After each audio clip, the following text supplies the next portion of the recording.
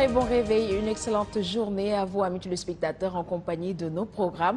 À présent, la revue de presse avec Grégoire Ngom. Grégoire, bonjour. Bonjour Aïcha. Ça va, vous allez bien ce matin? Très bien, merci. Très bien. Alors Grégoire, à la une des journaux de ce matin, que pouvons-nous retrouver?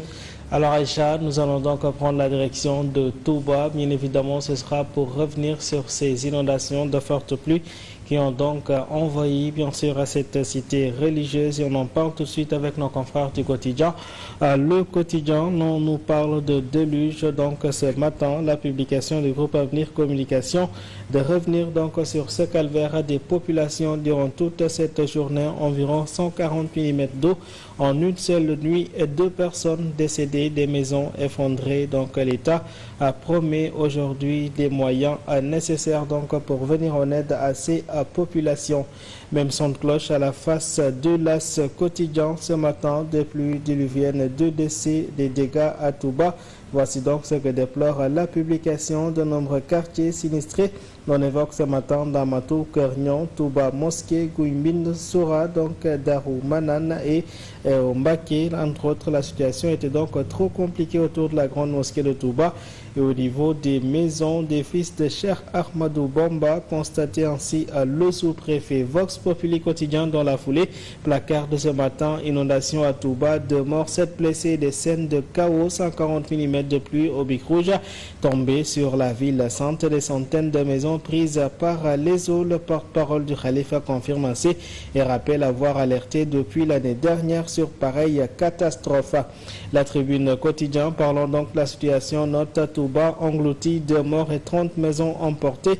À Garboumak et Kernion, Guédé, Ndamatou, entre autres, les populations ont abandonné leur domicile et le maire de Touba, Abdullah Hadka, lui a annoncé son incapacité d'apporter les solutions attendues. Bougangé, lui, de son côté, exhorte les autorités à mobiliser la réponse humanitaire adéquate pour un secours approprié aux victimes, pas de plan hors sec. Le ministre de l'Hydraulique, lui, annonce l'arrivée de motopompes, mais précise qu'ils vont juste gérer les dégâts. L'Observateur quotidien donc note ce matin Touba, tout haut, c'est la psychose ce matin. Plus de 140 mm bien sûr de révélations sur les causes des inondations post-Magal. En tout cas, on évoque aujourd'hui les engagements du ministre Cheikh Tidiane Dièye devant Serigne Mountakha. Kaolack et Kolda également touchés, plusieurs quartiers annexés par les eaux. Excite l'Observateur quotidien. Parlons à présent tout à fait autre chose. C'est la reddition des comptes bien sûr dans l'actualité. Le Sud quotidien note ce matin que la machine s'emballe.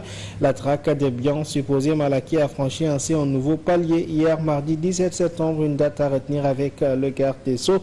Ministre de la Justice, Maître Ousmane Diagne, qui a installé les magistrats devant composer le pôle judiciaire financier. Au nombre de 27, ces juges sont chargés de diligenter ainsi entre autres les missions, la reddition des comptes face à la délinquance financière et au crime économique.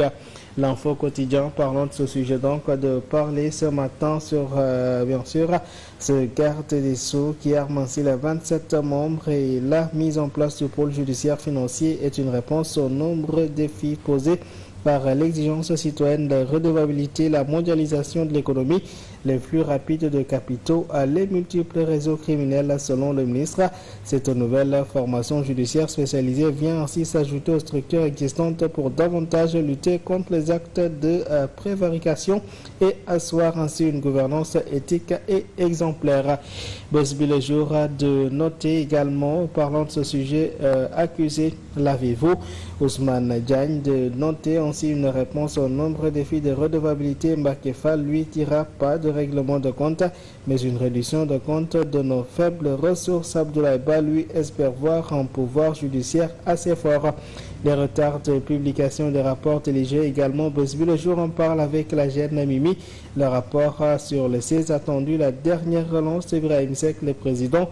Bien sûr, il ne faut protéger personne, lui, demande-t-il. Autre mafia, direction le port autonome de Dakar avec Libération quotidien ce matin.